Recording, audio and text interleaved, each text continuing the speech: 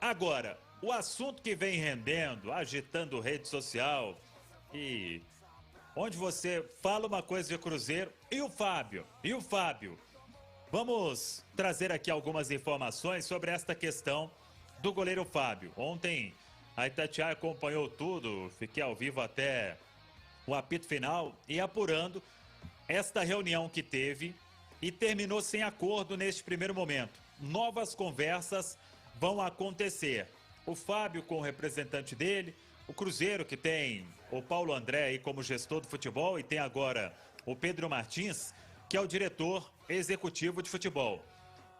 E a história é, o Fábio tem uma dívida muito importante com o Cruzeiro para receber, dívida lá de trás, de salários que ficaram naquele 2019 para 2020, depois veio a readequação salarial, e isso tudo virou uma dívida muito alta, ainda dívida com a associação. E agora, além disso, o Sérgio Santos Rodrigues, ele apalavrou uma renovação de contrato com o Fábio, dando um aumento salarial para o Fábio. E que esse aumento deixou o salário totalmente fora da realidade que o Cruzeiro pode pagar hoje e que vai pagar hoje, dentro desta nova política salarial. Então, a equipe do Ronaldo sabe da importância do Fábio, de tudo que ele representa, da idolatria que ele tem, de ser o jogador que mais vestiu a camisa do Cruzeiro, mas ao mesmo tempo existe uma política salarial que precisará ser cumprida. Então, as partes vão voltar a conversar para tentar chegar em um acordo. Todo mundo sabe que o Fábio está próximo de completar 1000 jogos, tem uma história gigante com essa camisa do Cruzeiro. Mas hoje, até o momento, esse acordo não aconteceu. Hoje o Fábio está sem contrato, porque o que foi apalavrado lá nem assinatura teve. Então, vamos acompanhar e seguir apurando os próximos passos desta história que eu acho que vai render. Até quando? Eu não sei. Também não vai virar uma longa novela, porque o Cruzeiro hoje só tem o Lucas França como opção para o gol. O Jailson está com a indefinição também, não aceitou até o momento a redução proposta.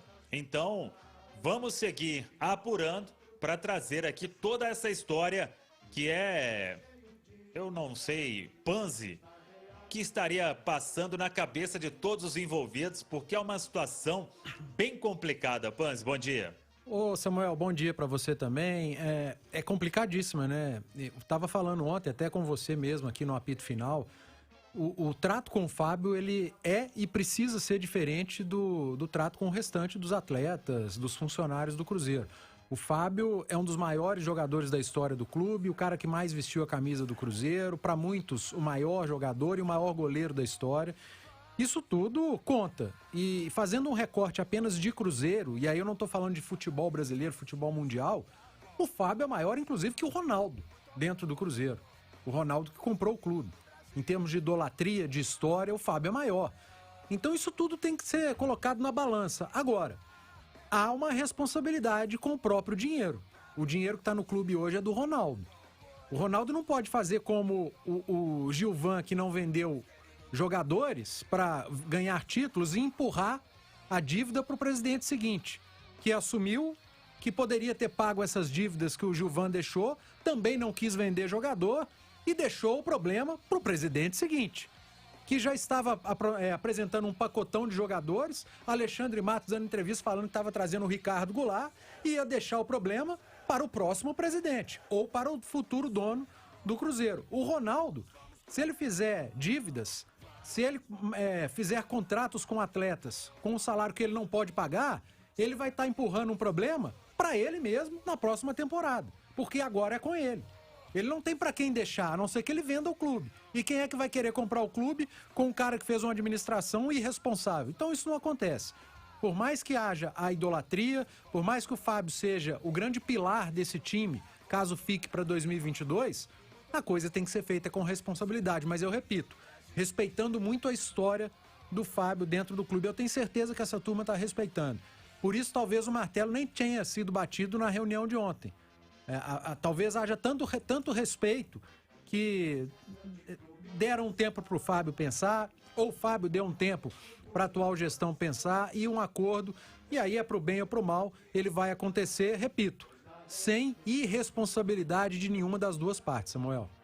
Pois é, e até em cima desse tratamento, se não fosse para tratar com o devido respeito, ia só comunicar, eu penso, fora dos planos, segue a vida e não vai seguir com o contrato do atleta. Então, por isso, muita cautela com todo esse, vamos dizer, problema que acabou virando o novo contrato que foi apalavrado e agora chegou aí para a equipe do Ronaldo resolver. Agora, não tendo o Fábio neste início de trabalho, eu até comentei aí com o Panzi, ô Simões, não pode estender muito, porque o Cruzeiro também precisa definir a vida.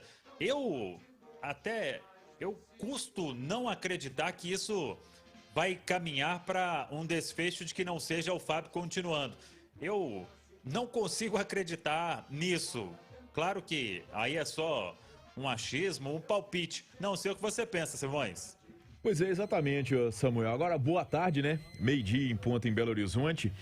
Olha só, o Samuel, o Cruzeiro, né? Se a gente for pensar, desde lá de 2000, quando aconteceu a queda no final de 2019, o Cruzeiro 2020, o Cruzeiro passou a jogar dívida pra frente e o caso do Fábio é só um, talvez seja o pior deles, né? Se a gente não tem acesso a tudo, mas se fizer a conta do Fábio na ponta do lápis ali, é um transfer ban. Com as repactuações que foram feitas. Exatamente. Né? O Cruzeiro, ele foi jogando pra frente, como se ele fosse subir. Então a de 2020 vão jogar pra 2021, porque aí voltou pra Série A, tem a receita de TV de Série A e aí paga o de 2020. Aí não subiu 2021, vamos jogar pra 2022, porque 2021 a gente sobe pra Série A e paga esse que tá atrasado. Já são 2 anos. Isso aí, essa bola de neve já tem 2 anos. Então, é uma coisa muito preocupante esse tipo de situação. Ok, é uma dívida da associação, mas, de toda forma, o Fábio, ele não tem obrigação nenhuma de não cumprir o que está assinado. Por mais que ele seja o maior ídolo da história do clube, o cara que mais vestiu a camisa do Cruzeiro em todos os tempos, tricampeão de Copa do Brasil, bicampeão de Brasileirão, ele não tem a obrigação de cumprir o que não está, o que, entendeu? Assinou. O Cruzeiro assinou. Quem tem a obrigação é o clube. Quem cometeu a irresponsabilidade. Quem cometeu essa irresponsabilidade de ir jogando salário pra frente, pro outro ano, pro outro ano, pro outro ano, pro outro ano, que isso não resolveu o problema. Isso é a mesma coisa de contar com premiação de título. Tem a aí, mesma coisa. E na justiça, o Samuel pode dizer pra gente, o Rafael goleiro, acho que começa a receber, acho que tem Fabrício Bruno, tem uma pancada de gente. Eles vão começar a receber agora de acordo com o que a lei fala, Simões. A dívida da associação vai ser paga aí com 20% de receita e tem 6 anos para quitar 60%. Tá, mas isso aí vale para na teoria, porque na prática vem o Ministério do Trabalho. Eu não sei como é que funciona essa questão trabalhista, esses acordos assinados na Justiça do Trabalho. Quer dizer, é isso que preocupa a gente, Samuel. E o Cruzeiro, a gente imaginava que estivesse tendo um mínimo de gestão e a gente está vendo que não estava tendo. Entendeu? Porque essa situação do Fábio escancara isso. Eu não sei quantos milhões o Fábio tem a receber do Cruzeiro. Uma certeza que eu tenho é que é outro transfer ban, a dívida do clube com o Fábio, que, repito, não tem obrigação nenhuma de fazer mais um acordo que seja bom apenas para o Cruzeiro, porque todos o que ele fez até agora estão assinados por ele e pelo clube, e o clube não cumpriu nenhum. E aí, isso que o Samuel trouxe, e é a lei, o que o Samuel falou, dos 20% das dívidas trabalhistas entrarem nisso, 20% da receita. Mas é um grande ponto de interrogação.